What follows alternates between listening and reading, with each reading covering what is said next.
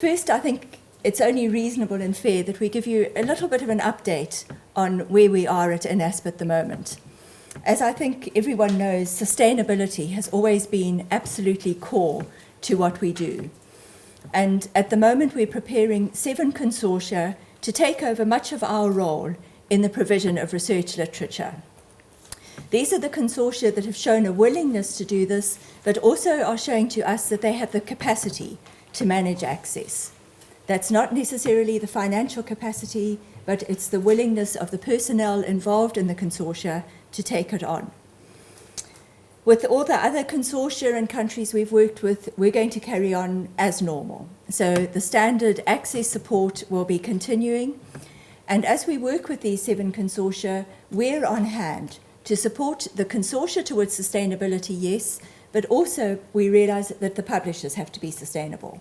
So it's working on both hands in that way. And doing it responsibly to make sure things work out as best they can in practice. So we've got 3 steps that we've identified in the pickup if you're on the consortia, the handover if you're in INASP, of the direct relationships. So the first stage was to have the consortia pay some of the publisher invoices directly, to start putting the right processes in place to get payments over. Our next stage is to now do more work about the consortia picking up and understanding and using their usage statistics, helping them to make their collection development decisions, starting to negotiate license agreements, and being able to generally advise the publisher on what subscriptions they're going to take. And then in time for the 2018 subscriptions, we hope that it will be a situation where the publisher can invoice the consortium directly, the consortium can pay the publisher directly. As I said, we're on hand the whole way through to support publishers and consortia. And a lot of the work we're doing at the moment is in strengthening the consortia. So building up the executive of the consortium so that they're able to have the tools for advocacy and for monitoring and evaluation. And again, our competition that's just been mentioned with Research for Life helps us to just develop that message of the need for advocacy, need for monitoring and evaluation to support various subscription and other decisions that are made by the consortium so that they have actual evidence for the subscriptions they're taking out.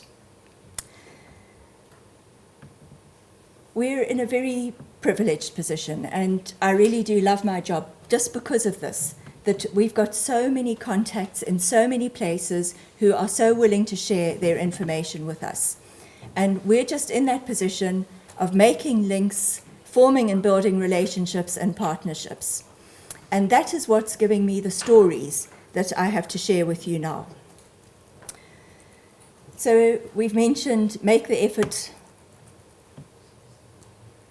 to understand the country context. And if you're wanting to read what goes on behind those iron gates, it's the National Library of Uganda, hiding itself away there. Understand the country context. We are trying to keep up conversations with consortia, trying to open the route for the consortia to share with us as much as possible of what's going on in their country.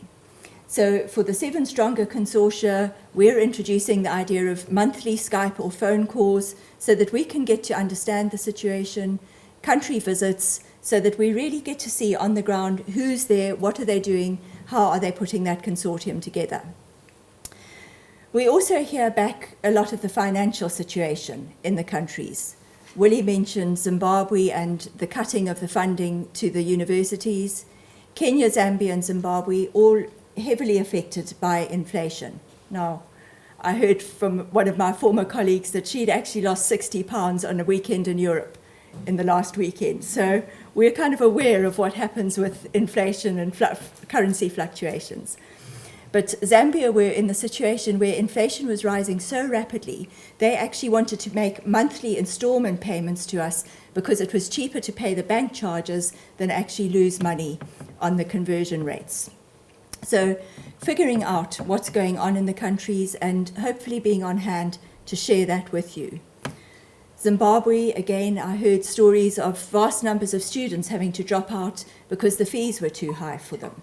And therefore, of course, the institutions had less income, and it's just a downward cycle. But it has to work both ways. So with the consortia, we're also working with them to help them understand your context. And actually, Jonathan almost stole my words there, that really it's very important that we work with the consortia to help them to understand what stories you need, what you need to hear back to be able to make that internal case. So we're kind of making certain that the consortia are aware that sometimes working with an access initiative does involve a lot of conversation within the publishing houses. But we're also helping them to understand the context through sponsoring consortium partners to attend publishing meetings, such as UKSG.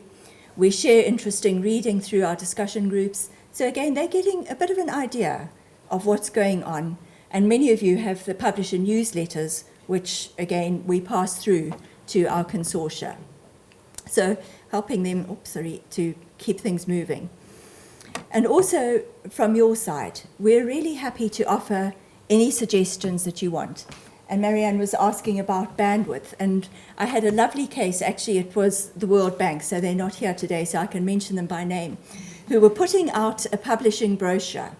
And they just said, look, would I mind having a quick look at this brochure, which is one of the roles we're very delighted to do. And then they said, sorry, it's bouncing out of your inbox. We are not able to get it through. And eventually we got through this 5 megabyte brochure. I took a look at it. It was a fantastic brochure, popped it into my Adobe, did a compress. It came out at about 100K. And I said, look, just use that version. It's going to look every bit as good on everybody's screen, and it's going to be much easier for people to open. So little tricks like that, we're really happy when we see the publishers kind of just coming for a bit of advice. So we're willing to offer suggestions. We're also really pleased, again, Jess and Jane and Sage and various others are really looking into how to work with developing country initiatives. Ourselves, Research for Life, everyone else. So there's lots of really good stuff going on about making the effort to understand the country context. So fantastic that we're in there, and again, encouragement to anyone else who just wants to ask questions about the country context. It's really important to have that understanding if you're going to do responsible business. Then, working with the consortia. There have been a few comments, thoughts, why do we work with consortia? Basically, the strengths come from all of the institutions working together.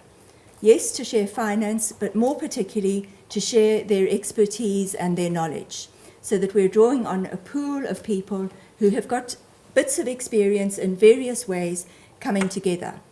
So a lot of what we've been doing and are planning to do is strengthening these consortia in 5 key areas: strategic development of the consortium, advocacy and lobbying, monitoring and evaluation, access management, and license negotiation. And in each of those, there will be a pool of people within the consortium who can handle that. So at the consortium level, there will be this expertise that may be missing at the institutional level. We do realize, though, that these consortia are not perfect. They're not, in some cases, the easiest way to work. They are the strongest, but they're voluntary people. They're committed to other jobs as well. So we're trying our best to prepare them. The consortia are developing a need to be responsive. And after the PFD meeting last year, we went back to the consortia and said, how do you see the 5 principles for business engagement mapping to what you're doing? And they could see in this area that they needed to be responsive. They need to have consistent email addresses, to keep us all informed if there are any delays, to put the paperwork in place. So a bit of a commitment to the consortium working as effectively as possible. And then in respecting the country's wish to negotiate and to work in general as a consortium, our consortia discussion list came back with some really positive messages about how helpful publishers have been in the last year with the provision of usage statistics. And I think pretty much everyone in the room who's working with us got a name mention out of that one.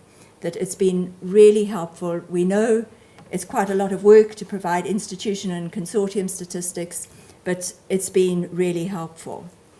But we also do, unfortunately, hear of cases where the publisher might be approaching at institutional level, might be avoiding the consortium for whatever the reason may be, and distancing the consortium.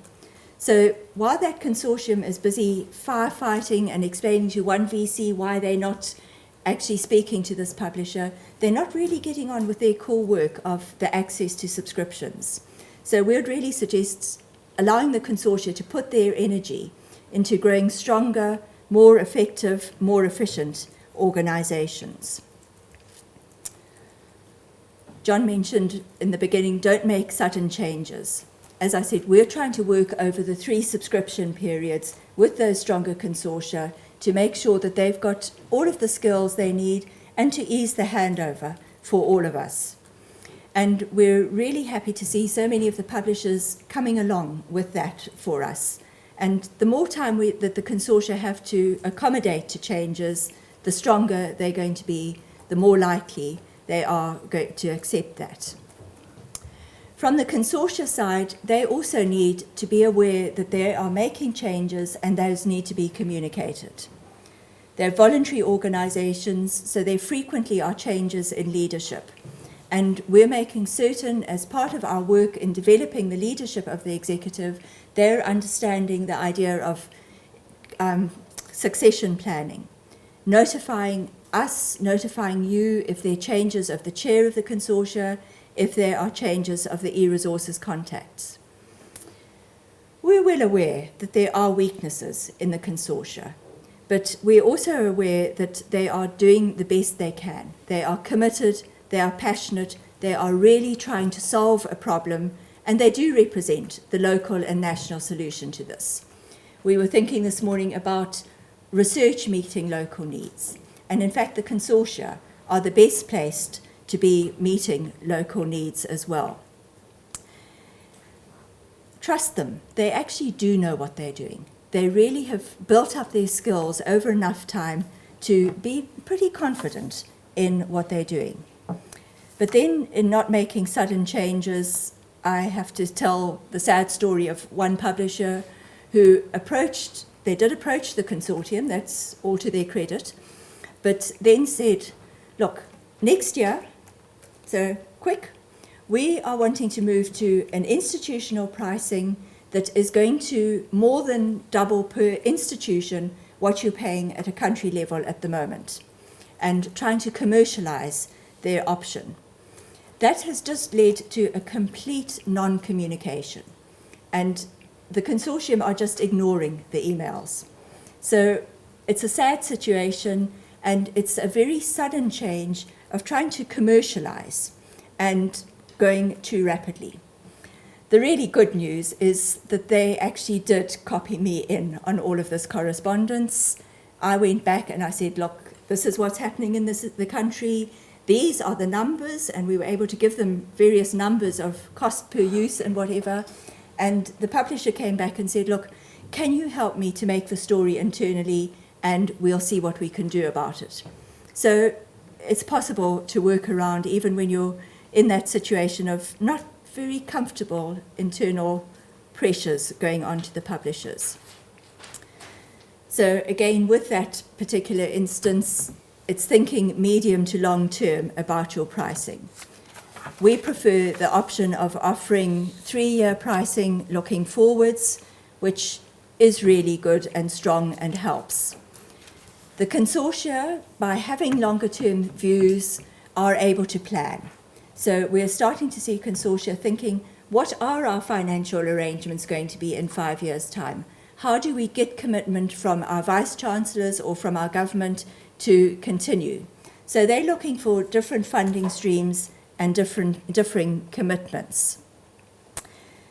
It is really hard to foresee a future for the consortia when there's not really much option that they're ever going to be able to pay UK, US, European rates.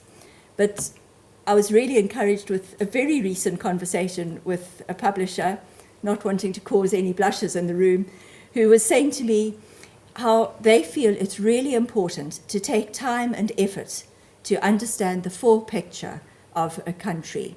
And I think that, to me, was one of the most heartening things I've heard for a while, that there's that effort being made to understand the country. And that allows one to be realistic about sales expectations. Within ourselves, we're doing a lot of work in advocacy, helping the consortia to raise their profiles internally to make the case for library budgets.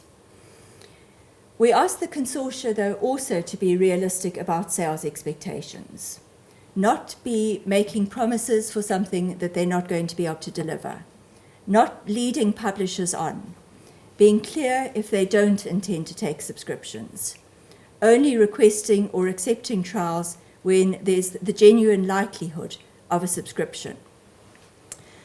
There have been recent stories in the media about budgets increasing, but one needs to take those quite carefully. Often they are a few non-representative samples, and increases in local currency budget might not equate to an increase in the US dollar with inflation. Investments in higher education do take a long time to actually reach down to library budgets. So we may find that the funding goes into research. I think Philip and Willie have both been saying how important it is to put funding into research. It often doesn't trickle down to library level. And the sad reality is that funding per student is falling.